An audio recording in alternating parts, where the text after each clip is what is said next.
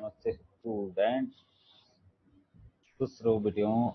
I, JVN Dr. Naren Singh Shekhawat, Assistant Professor, Department of Sal Tantra, Faculty of Ayurvedic Science, Jyoti Vidyapeeth Women's University, Jaipur. In previous class, we discuss about definition,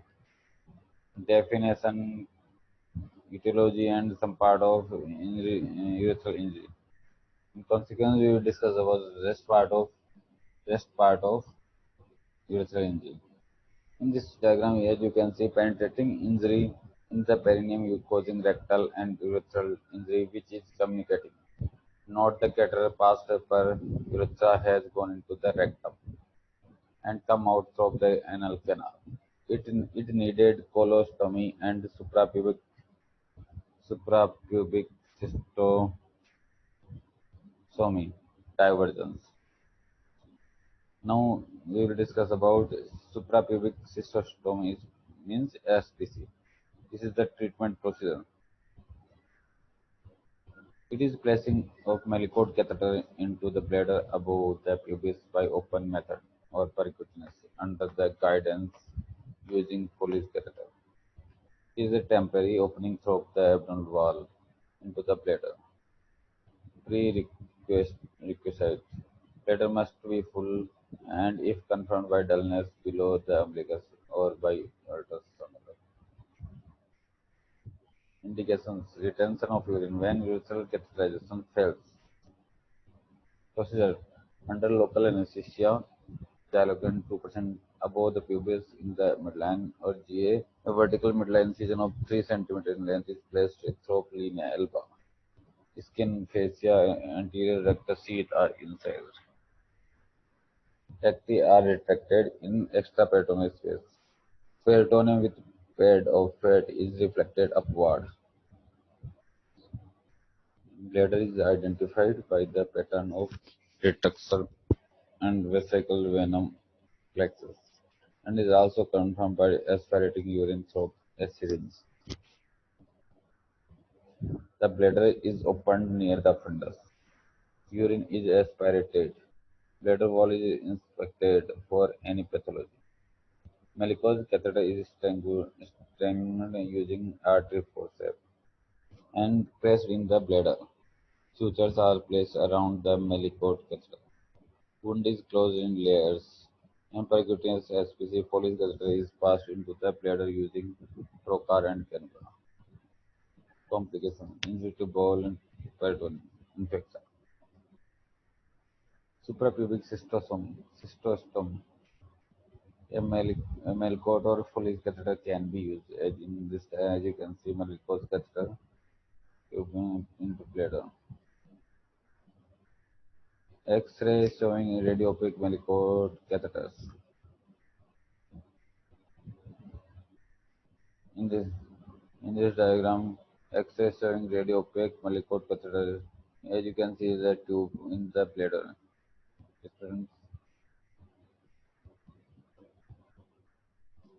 Rupture of bulbous urethra or anterior urethra, usually due to a fall astride a projecting object like in sailing, ships, cycling over loose manhole or gymnasium. Clinical features: triad, blood in extremities, urethral hemorrhage, perineal hematoma, retention of urine. Rupture may be complete or incomplete, total or partial. Investigations: X-ray, palliative, and ultrasound abdomen. Condition is diagnosed clinically. Treatment: patients should be told not to try not to try to pass urine. If passed, then extravasation of urine occurs. In operation theatre, one attempt of urethral catheterization is tried gently. If able to pass a catheter, then it is left in place. One often perineal hematoma which occurs has to be drained. Antibiotics should be given to prevent sepsis. If catheter fails to pass, then under general anesthesia in its position, SPC is done. Bulbous urethra is exposed to perineal midline incision, and tear is sutured with an indwelling Foley's catheter. Drain is then placed into the perineum. If suturing is not possible, then perineal ureterostomy is done, and at later stages continuity is maintained, usually after 3 months. Complications: uh, infection, extravasation of urine, stricture of urethra. Okay, student, this is all about the injury to the urethra. This session is powered by digital version 2.0 Jyoti Vidyapeeth Women's University Jaipur. I hope you are satisfied with this digital session. If you have any doubt, please mention in comments box. I will resolve it soon. Thank you, students. Namaste, students. I, J1 Dr. Naren Singh Segat, Assistant Professor, Department of Shalyatantra, Faculty of Ayurvedic Science, Jyoti Vidyapeeth Women's University, Jaipur. In previous class, we discussed about anatomy of chest, then hemothorax, then empyema, then pneumothorax. Now we will discuss pleural effusion in today's class. Let's start from pleural effusion. What is the pleural effusion? Pleural effusion means fluid accumulation in the pleural space occurs in acute or chronic disease of the pleura. Means कोई भी pleura की acute और chronic disease की वजह से fluid का accumulation हो जाए कहाँ पे pleural space में. With the exception of primary pleural disease such as malignancy or tuberculosis, most often pleural effusion is a sign of disease and not a disease itself.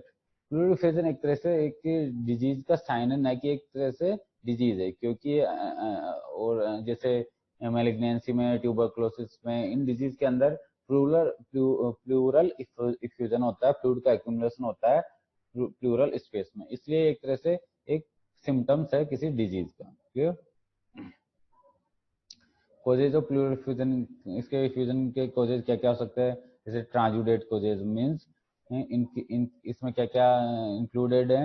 Increase hydrostatic pressure, ये किसमें होता है? Congestive heart failure में. Decrease oncotic pressure की वजह से जो कोज होता है वो किस किस डिजीज में होता है? लिवर सिरोसिस में, नेफ्रोटिक सिंड्रोम में, एक्यूट ग्लोमेरुलर नेफ्राइटिस में, सीवियर हाइपोनेट्रीमिया में, मिक्सेडिमा में, मेक सिंड्रोम में, इन एंड पेरिटोनियल डायलिसिस में, सार्कोइडोसिस में, इनमें ये डिक्रीज ऑनकोटिक प्रेशर मिलता है, उसकी वजह से ट्रांजुडेट होती है. ट्रांजुडेट मतलब एक फ्लूइड का कलेक्शन होता है, तो ये कोजेज हैं ट्रांजुडेट इसमें.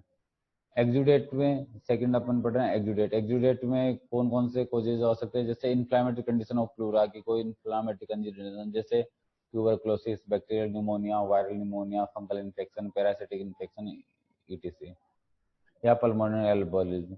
सेकंड कोज बी, कोलेजियन वेस्कुलर डिजीज. कौन कौन से हो सकती है? सिस्टमिक लूपस इरिथेमेटस, जिसको SLE अपन बोलते हैं, systemic lupus इरिथेमेटस.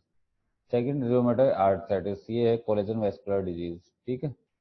C, disorder of adjoining structures, जो एडजॉइनिंग स्ट्रक्चर्स आसपास के स्ट्रक्चर्स है उनकी वजह से उनमें डिसऑर्डर्स की वजह से अगर कोई फ्लूइड कलेक्शन होता है तो वो कोजेज इसमें इंक्लूड करते हैं. जैसे इसोफेजियल रप्चर होता है, डायफ्रामेटिक हर्निया हो गया, लिवर एब्सेस हो गई, सबफ्रेनिक एब्सेस हो गई, या पैनक्रेटाइटिस हो गया. Clear students? डी, मैलिग्नेंसी, कोई भी मैलिग्नेंसी, जैसे मैलिग्नेंसी ऑफ लंग्स हो सकता है, या मीडियस्टाइन और अदर लिम्फ नोड की वजह से हो सकता है, या मीजोथेलेमिया हो सकता है, सुपीरियर वेना का ऑब्स्ट्रक्शन की वजह से हो सकता है. इन सब की वजह से मैलिग्नेंसी, इन मैलिग्नेंसी की वजह से भी वहाँ पे फ्लूइड कलेक्शन हो सकता है. फिर है मीडियस्टाइनिटिस. मीडियस्टाइनिटिस जो मीडियम स्टाइनम जो स्ट्रक्चर है स्पेस है उसके अगर कोई इन्फ्लामेशन के, जैसे कोई चेस्ट वाल इंजरी हो गई, या काइलोथोरेक्स हो गया, या हीमोथोरेक्स हो गया, मतलब काइल्स कलेक्शन हो गया, बाइल्स कलेक्शन हो गया किसमें? थोरेक्स में. या फिर ब्लड कलेक्शन हो गया किसमें? थोरेक्स में. ये सारे कोजेज इसमें हो सकते हैं. और भी बहुत सारे कोजेज है, पोस्टेरिया, यूरेमिया, ये सारे कोजेज इसके हैं. ठीक. अब pleural effusion, what is the sign of pleural effusion? Fluid collection in pleural effusion में क्या होता है? प्लूरल इफ्यूजन में फ्लूइड कलेक्शन जो इस डायग्राम में दिख रहा है आपको कि प्लूरल स्पेस के अंदर फ्लूइड एक्यूमुलेशन हो रखा है, उसकी वजह से जो लंग्स है वो कोलैप्स हो गया, उसमें प्रेस, उसमें कॉन्ट्रैक्शन, उसमें वो डिमेंस हो गया है, ठीक है। ये किसकी वजह से होता है? प्लूरल स्पेस में राइट लंग्स में कलेक्शन, फ्लूइड कलेक्शन की वजह से। Healthy lung, left lung healthy lung. आपको भी कोजेज बताए थे ट्रांजुडेट और एक्जुडेट। तो pleural effusion can be classified into two group, transudate और एक्जुडेट। ट्रांजुडेट कोई डिजीज की वजह से, एक्जुडेट मतलब कोई इन्फ्लामेशन प्रोसीजर की वजह से। Clear students? क्लिनिकल फीचर्स क्या क्या होंगे? Classical presentation is pleuritic chest pain and fever. जो चेस्ट में पेन होगा और फीवर होगा उसकी वजह से, क्योंकि वहाँ पे फॉरेन बॉडी में फ्लूइड कलेक्शन हो गया है।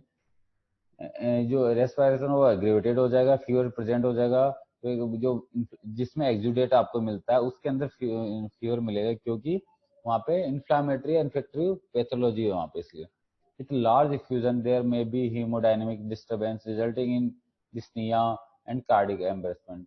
तो इसमें लार्ज इफ्यूजन मिलेगा, हीमोडायनेमिक डिस्टर्बेंस मिलेगा, डिस्निया मिलेगा और कार्डिक डिस्टर्बेंस मिलेगा, एम्बेरसमेंट। फिजिकल एग्जामिनेशन में क्या होगा? फिजिकल एग्जामिनेशन में अपन कुछ मूवमेंट्स देखते हैं, अफेक्टेड साइड के जो लंग्स है उसके मूवमेंट्स अपन देखते हैं। With a large with a large effusion the patient is more comfortable in sitting posture. जो लार्ज इफ्यूजन होगा उसके अंदर पेशेंट क्या होगा? सिटिंग पोस्चर में कंफर्ट फील करेगा। क्यों? सिटिंग पोजीशन में जो जो फ्लूइड है वो लंग्स के बेस में चला जाएगा, जिससे लंग्स पे प्रेशर क्रिएट कम होगा, इसलिए वहाँ पे patient easily comfortable feel. There is impaired vocal fremitus होगा, स्टोनी डलनेस होगी, percussion on the affected area होगा, ब्रीथ साउंड कम हो जाएगी या एब्सेंट हो जाएगी, ठीक है। ये बहुत सारे इसमें आपको मिलेंगे, ठीक है। इन्वेस्टिगेशन अपन क्या क्या करा सकते हैं? सीबीसी कराएंगे, ईएसआर कराएंगे, एसिड एफ भी कराएंगे, एसिड फास्ट और ट्यूबरकुलर बेसिलाई का अपन स्पुटम एग्जामिनेशन कराएंगे, मोन्टिक्स टेस्ट कराएंगे, सीरोलॉजिकल टेस्ट अपन anti nuclear and rheumatoid factors का टेस्ट कराएंगे फॉर सस्पेक्टेड कोलिजन डिसऑर्डर्स के लिए, ठीक है। Chest x-ray most important. Chest x-ray अपन देखेंगे, depend on the amount of fluid. उससे क्या होगा? अमाउंट ऑफ फ्लूइड का पता चलेगा, एक्सो ब्लंटिंग, कोस्टोफ्रेगिंग, जो उसकी मीडियस्टाइनम की स्ट्रक्चर से वो उसमें दिखाई देगी। तो ये चेस्ट एक्सरे इंपॉर्टेंट है, ठीक है। ये जो डायग्राम, ये this diagram is showing the fluid collection in left lung. तो x-ray show left sided pleural effusion. Dark shadow denotes air filled lungs and white shadow denotes fluid। जो dark shadow है lungs की, वो उस lungs में वो normal healthy lungs है, लेकिन जो फ्लूइड कलेक्शन की वजह से क्या हो गया, वो व्हाइट शेडो बन रही है, denotes fluid.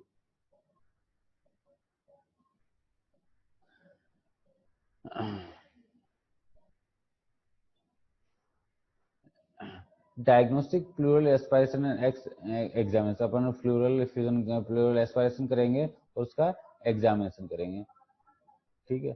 Can be thoracentesis. इसमें अपन ट्रीटमेंट जो करेंगे वो है थोरेकोसेंटेसिस। थोरेकोसेंटेसिस में क्या होता है इसका ट्रीटमेंट में? Thoracocentesis also known as thoracocentesis, और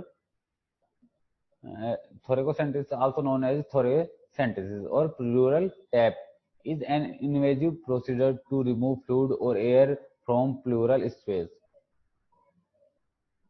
फॉर डायग्नोसिस और थेरेपेटिक पर्पज।